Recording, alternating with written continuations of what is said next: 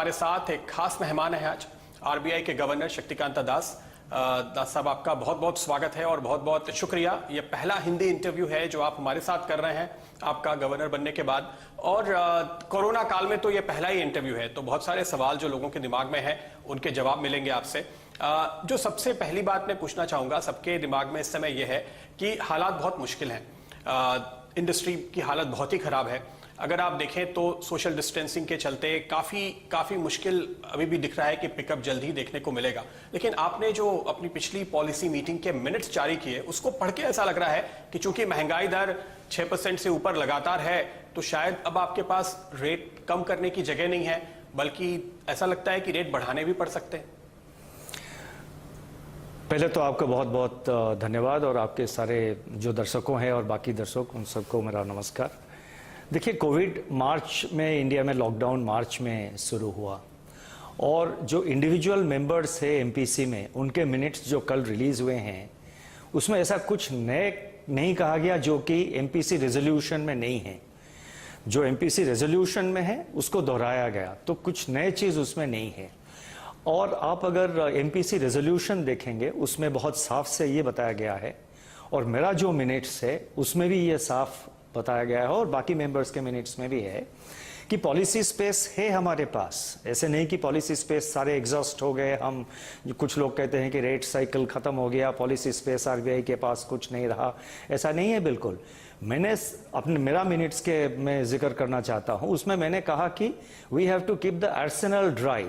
जो gunpowder है उसको ड्राई रखना चाहिए, और उसको फ्यूचर में अपॉर्चुनिस्टिकली और जुडिशियसली यूज करना चाहिए। तो पॉलिसी स्पेस है, उसको हम जुडिशियसली यूज करेंगे।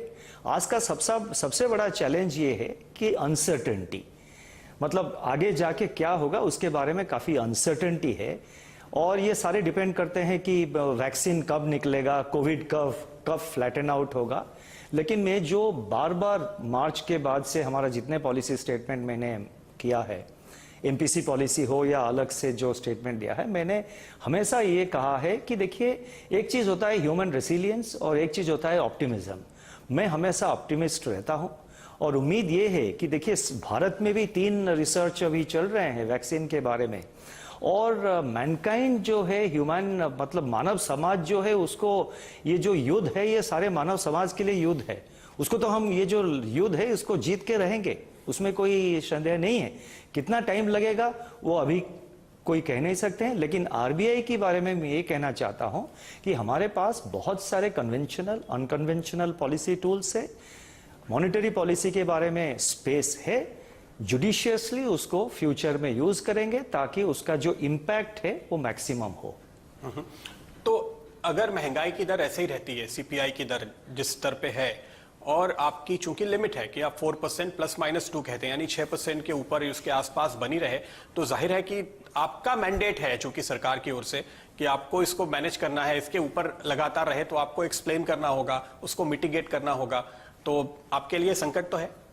देखिए, फिलहाल तो वो सिचुएशन आया नहीं, और आगे जाके हम क्या करेंगे वो सिचुएशन के ऊपर डिपेंड करता है। उसके बारे में मैं अभी कोई स्पेकुलेशन या कोई फॉरवर्ड गाइडेंस देना नहीं चाहता हूं। मैं सिर्फ यही दोबारा रिपीट करूंगा कि हमारे पास पॉलिसी स्पेस है, और हम उसको जब जरूरत पड़ेगा उसको यूज करेंगे। तो ये बहुत अच्छी बात है, क्योंकि ये मिनट्स पढ़ के ऐसा लग रहा था कि इन्फ्लेशन एक कंस्ट्रेंट है, एक बाधा है आपके लिए। आप कह रहे हैं कि फिलहाल महंगाई आपके लिए बिल्कुल कोई बाधा नहीं है। देखिए, हम जब डिसीजन लेते हैं कई सारे चीज कंसीडर करते हैं। हम इन्फ्लेशन को देखते हैं, ग्रोथ देखते हैं, बहुत सारे इकोनॉमिक पैरामीटर्स को देखते हैं, सीपीआई देखते हैं, कंज्यूमर प्राइस इन्फ्लेशन, उसके अंदर फूड इन्फ्लेशन कितना है, कोर कितना है, फ्यूल कितना है, WPI की तरफ भी देखते हैं, क्योंकि वो एक प्रोड्यूसर प्राइस इंडेक्स, वो प्रोड्यूसर एंड में प्राइस लेवल क्या है उसका इंडिकेशन देता है। और उसके बाद जो supply chain cost, logistics cost, taxation, वो WPI के ऊपर लोड होके फिर वो CPI बनता है। सो बहुत सारे एंगुलरिटीज कंसीडर करके हम डिसीजन लेते हैं, और आगे जाके फिर मैं रिपीट करना चाहता हूं कि पॉलिसी स्पेस है, उसको हम इन फ्यूचर प्रूडेंटली और जुडिशियसली यूज करेंगे। चूंकि आप कह रहे हैं कि आप बहुत सारी चीजें देखते हैं, लेकिन जो आपका एक फॉर्मल एग्रीमेंट है, जो पॉलिसी फ्रेमवर्क है, एमपीसी का जो मैंडेट है, वो सिर्फ सीपीआई हेडलाइन इन्फ्लेशन पे है, और चूंकि वो अब रिव्यू होने वाला है अगले साल, तो क्या आपकी ये बातचीत चल रही है या आप ये प्रपोज करेंगे कि उसमें बदलाव किया जाए, उसको फ्लेक्सिबल रखा जाए ताकि इन चीजों का भी समावेश हो कम से कम, या WPI का समावेश हो, ऐसी कोई बात है? देखिए, सेक्शन 45ZA RBI एक्ट का ये जो सेक्शन है वो बहुत क्लियर है।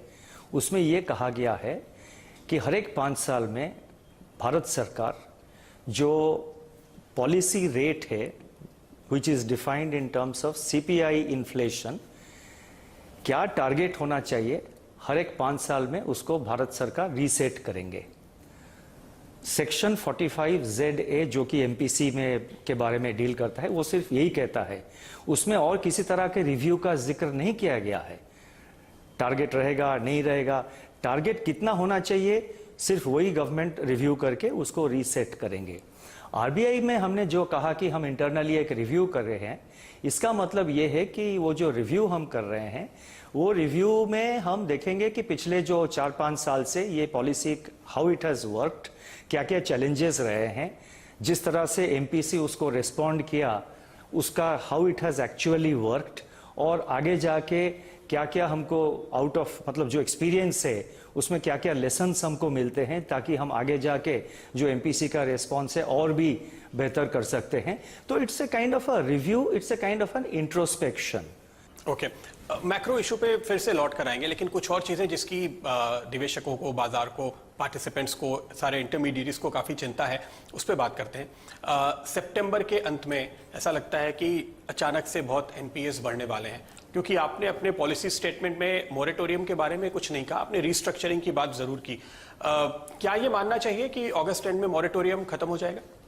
देखिए, ये मैं थोड़ा विस्तार से आपको ये बात जो है मोरेटोरियम रीस्ट्रक्चरिंग जिसको आप कह रहे हैं उसके बारे में मैं थोड़ा विस्तार से बताना चाहता हूं। सो बस 2-3 मिनट लूंगा उसके बारे में। हमने जो अभी डिसाइड किया जिसको आप रीस्ट्रक्चरिंग कहते हैं, हम उसको कह रहे हैं कि Covid related resolution framework.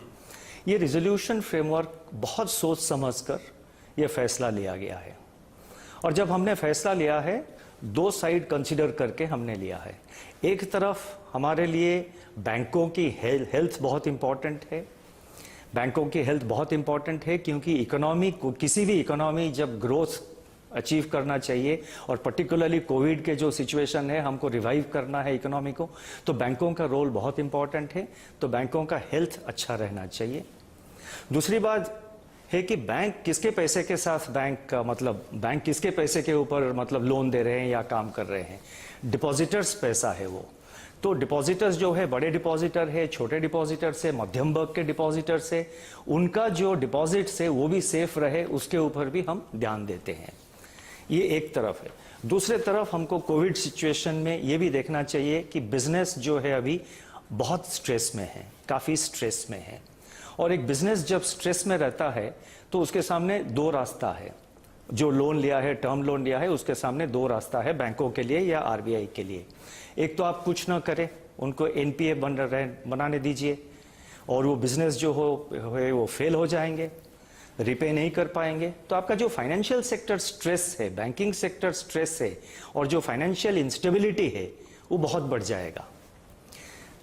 Other option जो है वो है कि जो बिजनेस रिवाइव कर सकते हैं, जिस बिजनेस का एक टेम्पररी कैश फ्लो प्रॉब्लम है कोविड के लिए, वो अदरवाइज वायबल यूनिट है, लेकिन कोविड के लिए उनका कैश फ्लो में प्रॉब्लम है, और उनका थोड़ा अगर रेजोल्यूशन करके मदद कर दे बैंकों की तरफ से, थोड़ा रेगुलेटरी कुछ सपोर्ट मिल जाए, तो बिजनेस रिवाइव कर सकते हैं। तो जब बिजनेस रिवाइव करते हैं वो फ्यूचर में जाके वो लोन रिपे कर देंगे। जॉब जो है, जितने लोग काम कर रहे हैं, रोजगारी जो है उस बिजनेस में वो बचेगा, और वो इकोनॉमी के लिए अपना प्रोडक्शन कंट्रीब्यूट करेगा। तो बिजनेस जो है बच जाएगा, और इकोनॉमिक रिवाइवल के लिए वो बहुत जरूरी है। सो ये दोनों तरफ हमने देख के, और ये भी मैं कहना चाहता हूं कि सारे बोरोवर्स का जो है हमने कंसीडर किया है। एक तो है बिजनेस बोरोवर्स, एक है रिटेल बोरोवर्स। और हमने ये जो रिजोल्यूशन फ्रेमवर्क ये किया है, ये रिजोल्यूशन फ्रेम, देखिए मोरेटोरियम जो है वो एक टेम्पररी रिस्पॉन्स था लॉकडाउन के लिए। अभी लॉकडाउन धीरे धीरे हट रहा है, और हमको एक परमानेंट सोल्यूशन ढूंढना चाहिए, एक ड्यूरेबल सोल्यूशन ढूंढना चाहिए। मोरेटोरियम जो है एक टेम्पररी सोल्यूशन है। 3 महीने का लॉकडाउन था, फिर लॉकडाउन कुछ बढ़ गया, हमने 6 महीना उसको कर दिया, वो टेम्पररी सोल्यूशन था। परमानेंट सोल्यूशन ये है कि जो लोन है, चाहे वो रिटेल पर्सनल लोन हो या बिजनेस लोन हो, उसको रिजॉल्व करे। और इसमें हमने साफ ये भी कहा है कि 2 साल तक जो बैंक जो लोन है, मतलब वो पर्सनल लोन हो या बिजनेस लोन हो, 2 साल जो है उसको रीशेड्यूल कर सकते हैं। उसका जो टेन्योर है 2 साल तक बढ़ा सकते हैं, और वो 2 साल सिर्फ इंस्टॉलमेंट नहीं, उसमें मोरेटोरियम भी दे सकते हैं। और मोरेटोरियम एक लोन में 3 महीना मिलेगा, 6 महीना मिलेगा, 1 साल तक मोरेटोरियम मिलेगा, वो बैंकों के ऊपर डिपेंड करता है। तो हम जब कह रहे हैं कि मोरेटोरियम को हमने अभी रिस्ट्रक्चर, मतलब जो रेजोल्यूशन है, resolution has replaced moratorium. Moratorium एक टेम्पररी सॉल्यूशन था, रेजोल्यूशन फ्रेमवर्क जो है एक ड्यूरेबल सॉल्यूशन है। और रेजोल्यूशन फ्रेमवर्क के अंदर भी जो बोरोअर है उनको एक्सटेंडेड टेन्योर मिलेगा 2 साल तक, और उसमें भी उनको मोरेटोरियम भी मिल सकता है। तो इसीलिए ये एक ड्यूरेबल सॉल्यूशन है। इसको मैं थोड़ा विस्तार रूप से इसीलिए बताया कि ये समझना बहुत जरूरी है। ऐसा एक आइडिया लोगों में बन गया है कि मोरेटोरियम नहीं मिल रहा है तो आगे जाके क्या होगा। चिंता की कोई विषय नहीं है। अभी बैंकों, आज भी जो आरबीआई में हमने 6 अगस्त को जो सर्कुलर जारी किया है, आज भी बैंक्स डिसाइड कर सकते हैं कि मोरेटोरियम किसको ये जो रेजोल्यूशन का बेनिफिट किन किन बोरोवर को मिलना चाहिए, वो आज भी बैंक डिसाइड करते हैं। और मेरे को जहां तक जानकारी है, सारे बैंक शायद इसी महीने के अंदर, अगस्त 31 के अंदर, अपने बोर्ड में ये पॉलिसी डिसाइड कर लेंगे और आगे जाके उसको इम्प्लीमेंट करेंगे। लेकिन आपने जो केवी कामत साहब की कमेटी बनाई है, उसकी रिपोर्ट आने के पहले ही बैंक से काम कर सकते हैं? बिल्कुल। इसी कौन सा अकाउंट, बिजनेस अकाउंट हो या personal account, individual retail loan हो, मोरेटोरियम किसको देना चाहिए वो बैंक आज भी डिसाइड कर सकते हैं। केवी कामत कमेटी सिर्फ कुछ फाइनेंशियल पैरामीटर्स के बारे में उनके रिकमेंडेशन देंगे। जो फाइनेंशियल पैरामीटर्स है, मतलब debt service coverage ratio, DSCR जिसको कहते हैं, वो कितना होना चाहिए। रेजोल्यूशन के बाद डेट इक्विटी रेशियो कितना होना चाहिए, इंटरेस्ट कवरेज रेशियो कितना होना चाहिए, इस टाइप का फाइनेंशियल पैरामीटर्स के बारे में वो रेकमेंड करेंगे। लेकिन किन किन को ये जो रेजोल्यूशन का बेनिफिट मिलना चाहिए वो बैंक आज भी डिसाइड कर सकते हैं, क्योंकि एलिजिबिलिटी जो है हमने तो बहुत साफ कर दिया कि 1 मार्च को वो स्टैंडर्ड एसेट रहना चाहिए, और जो डिफॉल्ट है 30 दिन से ज्यादा डिफॉल्ट नहीं होना चाहिए। तो उसी के आधार पे बैंकों के पास इंफॉर्मेशन है, कौन सा बिजनेस कैसा चल रहा है, कौन सा रिटेल बोरोअर, पर्सनल बोरोअर का क्या है पोजीशन, फाइनेंशियल हेल्थ क्या है, वो तो बैंकों को पता है, वो आज भी फैसला ले सकते हैं। और भी एक बात मैं आपको क्लैरिफाई करना चाहता हूं, ये एक आइडिया बाहर बन रहा है कि शायद केवी कामत कमेटी 30 दिन लेंगे, उसके बाद आरबीआई और 30 दिन लगा डिसाइड करने के लिए। ऐसा नहीं है, टोटली 30 दिन है। 30 दिन के अंदर केवी कामत कमेटी रिपोर्ट हमारे पास आ जाएगा, और उस रिपोर्ट के आधार पर हम जो है नोटिफिकेशन भी इशू कर देंगे। दोनों काम मिला के 30 दिन लगेगा।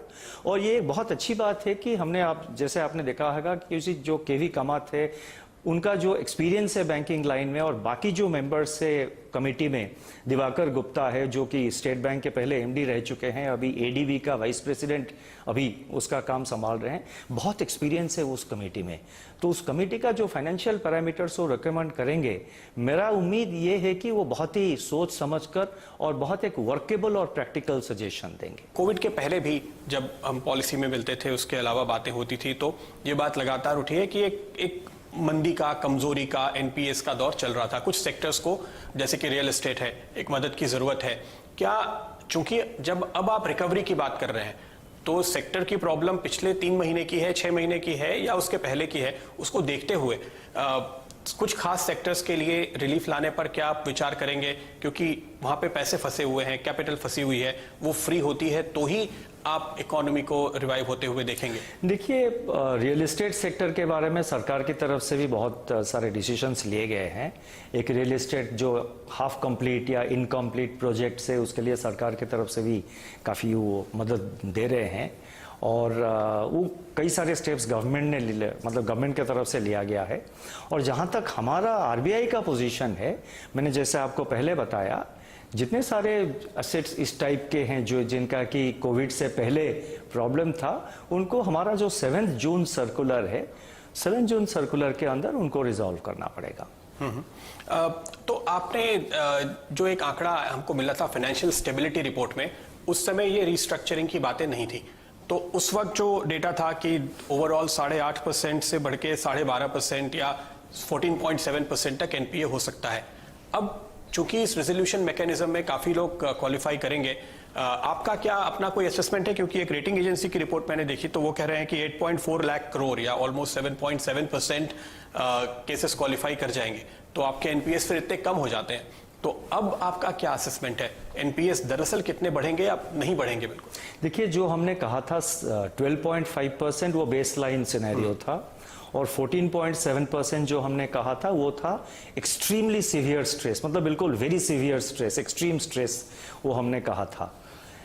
ये जो स्कीम हमने डिज़ाइन किया है, हमारा ये एक्सपेक्टेशन है, आरबीआई का ये एक्सपेक्टेशन है कि इसमें बहुत सारे बिजनेस ज़रूर रिकवर कर जाएंगे, रिवाइव कर जाएंगे, और आगे जाके वो उनका जो लोन है वो बिल्कुल उसको सही तरह से रिपे कर सकेंगे।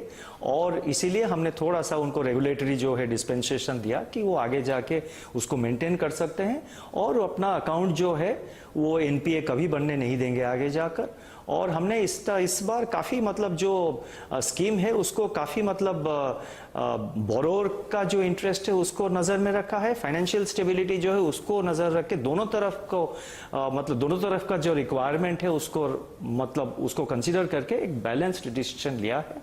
तो एक्सपेक्टेशन ये है कि इसकी वजह काफ़ी सारे यूनिट, अब कितना सारे यूनिट रिवाइव हो जाएंगे, कितना नहीं हो पाएंगे, ये तो अभी कहना बड़ा मुश्किल है, और कोई भी नंबर में अभी दो या कोई भी दे दे उसका कोई आधार नहीं है। That will depend on how it plays out in the future. एक और चीज जो इस समय सामने आ रही है, चूंकि आप रेगुलेटर हैं, तो सरकार की ओर से कोशिश हो रही है कि वो कुछ बैंकों को प्राइवेटाइज करें, सरकारी बैंकों को प्राइवेटाइज करें। जाहिर है कि इसमें आपकी मदद की और अप्रूवल की जरूरत होगी। आपका इस पे क्या व्यू है? क्या आप ये प्राइवेटाइजेशन होते हुए देख रहे हैं आने वाले महीनों में? देखिए, वो तो सरकार को फैसला लेना पड़ेगा, क्योंकि पब्लिक सेक्टर बैंक के बारे में सरकार तो मतलब सरकार को फैसला लेना पड़ेगा। जब सरकार से कोई हमारे पास कोई मतलब सजे कोई किसी बैंक की तरफ से या कोई ऐसा प्रपोजल या कोई ऐसा लेटर आता है, तब हम व्यू लेंगे उसके बारे में। तो इसमें जो सबसे बड़ी बात अहम वो ये है कि हर कोई बैंक खरीदने के लिए अप्लाई नहीं कर सकता, क्योंकि आरबीआई उसको फिट एंड प्रॉपर क्राइटेरिया पे जज करते हैं। और हमने देखा है पिछले कम से कम 20 सालों से, जब से मैं जर्नलिज्म में हूँ, सिर्फ 4 लाइसेंस दिए गए, बहुत मुश्किल से कोई क्वालिफाई करता है। तो मेरे ख्याल से आरबीआई की इस प्रक्रिया में शुरू से भूमिका होगी, क्योंकि आप क्वालिफाई कर रहे होंगे उन बायर्स को, तभी वो ले पाएंगे। क्या इस तरह की कोई बातचीत या देखिए, इसमें भी अब देखिए, banking sector particularly financial sector में कोई प्रॉब्लम सिंपल प्रॉब्लम नहीं है जिसका कि एक सिंपल सॉल्यूशन हम निकाल सकते हैं। एक तरफ ये है कि हमारे देश में जो है क्रेडिट टू जीडीपी रेशियो बहुत कम है। कुछ लोगों का मानना है कि क्रेडिट टू जीडीपी रेशियो बढ़ना चाहिए, भारत देश में और भी बैंक्स बनना चाहिए। दूसरे तरफ फिट एंड प्रॉपर क्राइटेरिया जो है वो बहुत ज़रूरी है, क्योंकि बैंक्स जो है बाकी सारे बिजनेस की तरह नहीं है। बैंक जो है वो मतलब डिपॉजिटर के पैसे के बेसिस पर अपना बिजनेस करते हैं। और आपको पता होगा और कि हमने एक इंटरनल वर्किंग ग्रुप अभी बनाया है। इंटरनल वर्किंग ग्रुप जो है वो मतलब गवर्नेंस की तरफ देख रहे हैं और ओनरशिप एस्पेक्ट्स ऑल्सो वो रिव्यू कर रहे हैं इंटरनल वर्किंग ग्रुप में। उसका जो रिपोर्ट है, रिकमेंडेशन है, वो सितंबर एंड तक आ जाने का एक्सपेक्टेशन है। उनका जो रिपोर्ट आने के बाद हम इसके बारे में कुछ व्यू लेंगे। तो यानी उन नियमों में थोड़ी ढील दी जा सकती है, खासतौर पे जो कॉर्पोरेट इन्वेस्टमेंट को लेकर के कंस्ट्रेंट है, क्योंकि आप किसी भी कॉर्पोरेट को बैंक बनाने, चलाने या खरीदने की अनुमति नहीं देते। रिपोर्ट आ जाने दीजिए, फिर उसको हम कंसिडर करेंगे। अभी तो मैं इसके बारे में कोई स्पेकुलेशन करना नहीं चाहता हूँ। आपने जो गवर्नेंस फ्रेमवर्क की बात की, उसमें आपके डिस्कशन पेपर में एक बहुत ही इंटरेस्टिंग मुद्दा है कि आप सीईओस का टेन्योर कैप करना चाहते हैं, प्रोमोटर, नॉन प्रोमोटर, अलग अलग आपने नियम बनाए हैं। तो ये कोई भी ड्यूरेशन कि 10 साल होना चाहिए, 15 साल होना चाहिए, ये आपने किस तरह तय किया? देखिए, उसका बहुत सारे कारण है और बेसिस भी है क्यों हमने 10 साल और 15 साल रखा है।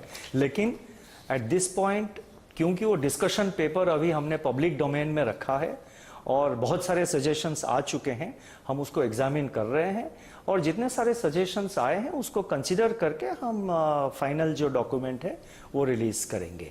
तो अभी मतलब वो जो 10 साल 15 साल या किसी भी एस्पेक्ट के बारे में मैं कोई कुछ कहना नहीं चाहता हूं, क्योंकि सजेशंस आ चुके हैं।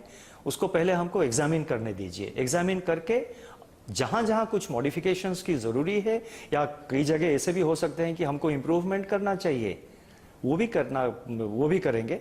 तो सजेशंस को मद्देनजर हम डिसीजन लेंगे आगे जाके। मैक्रोस पे अगर एक बार फिर से वापस आए, पिछले दिनों में आपने अपने रिपोर्ट में जीडीपी के और सीपीआई के आंकड़े और प्रोजेक्शन जिस तरह से आप दिया करते थे वो आपने देने बंद किए। आपने बताया कि काफी अनिश्चितता है। अब चूंकि अगली जो पॉलिसी होगी वो हाफ ईयरली पॉलिसी होगी, तो क्या अब आप वो आंकड़े फिर से देने शुरू करेंगे? सारे पॉलिसी जो एमपीसी मीटिंग है, सारे पॉलिसी मतलब सारे MPC meeting is as important as the other one. इसका ऐसा नहीं है कि हाफ ईयरली पॉलिसी जो है वो ज्यादा इंपॉर्टेंट है, ऐसा नहीं है।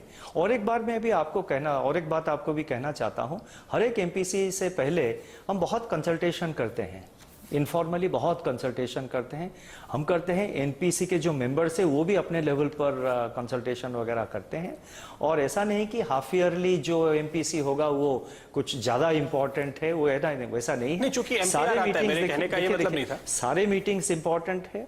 मार्च के मीटिंग में हमने आरबीआई के हिस्ट्री में शायद सबसे बड़ा, मतलब कई सालों में ये बहुत बड़ा एक कट था, 75 बेसिस पॉइंट्स जो हमने कट किया मार्च में। वो तो मतलब हाफ ईयरली मीटिंग उसको मतलब बाई कोइंसिडेंस हाफ ईयरली वो हो गया, मतलब मार्च में, लेकिन ऐसा वो नहीं है। और फिर आगे जाके हमने मई में भी 40 बेसिस पॉइंट कट किया। तो एवरी एमपीसी मीटिंग जो है वो इम्पोर्टेंट है। तो क्या अब आप इस स्थिति में हैं कि आप फिर से जीडीपी और इन्फ्लेशन के आंकड़े देने शुरू करें, या अभी और इंतजार करना पड़ेगा इस वक्त? क्या सिस्टम? देखिए, आगे जाके अगला एमपीसी मेंबर्स जो आते हैं, एक्सटर्नल कमिटी मेंबर्स आते हैं, उसको उनका व्यूज भी जरूर कंसिडर करना पड़ेगा। आप जो कह रहे हैं इसका ये है कि जो एनवायरनमेंट है, एक्सट्रीम अनसर्टेनिटी, इसमें आप कोई भी फिगर दे दे, आप आगे जाके 15 दिन मतलब या 1 महीने के बाद वो पोजीशन बिल्कुल चेंज हो जाता है। और आरबीआई के पास ये लग्जरी नहीं है कि हम एक फिगर आज दे दें और कल इसको बदल दे। तो हम बहुत केयरफुली कहना चाहिए, सेंट्रल बैंक जब एक कोई फिगर देता है उसका मतलब वो सॉलिड होनी चाहिए। और जो अनसर्टेनिटी है इस सिचुएशन में, कोई भी नंबर देना और ये कहना कि यही होगा इस साल का जीडीपी, वो बिल्कुल मुश्किल है। और इसीलिए हम कोई नंबर नहीं दे रहे हैं, हम गाइडेंस दे रहे हैं, डायरेक्शनल गाइडेंस दे रहे हैं कि इस साल का जो है फर्स्ट हाफ में कॉन्ट्रैक्शन विल बी सीवियर, लेकिन सेकेंड हाफ H2 में इंप्रूवमेंट होगा और एनुअल जो ग्रोथ है इस साल नेगेटिव रहेगा। ये एक फॉरवर्ड गाइडेंस हमने दे दिया। और नेगेटिव में कितना नेगेटिव वो कहना मतलब बहुत मुश्किल है। इसमें मतलब कोई भी नंबर आप दे दे वो आगे जाके जरूर उसको बदल जाएगा। इसका ये मतलब नहीं है कि हम हेजिटेट कर रहे हैं और वी आर प्लेइंग सेफ। कुछ क्लैरिटी आ जाए, मतलब मान लीजिए कोविड कब थोड़ा सा फ्लैटन हो गया और लॉकडाउन रिमूव हो गया बहुत सारे जगह पे और नए हॉटस्पॉट्स आना बंद हो गए, तो कुछ क्लैरिटी आ जाए तो फिर हम इन्फ्लेशन हो या जीडीपी है उसके बारे में हम नंबर जरूर देना शुरू कर देंगे। बहुत बहुत शुक्रिया सर आपका। Thank you. नमस्कार।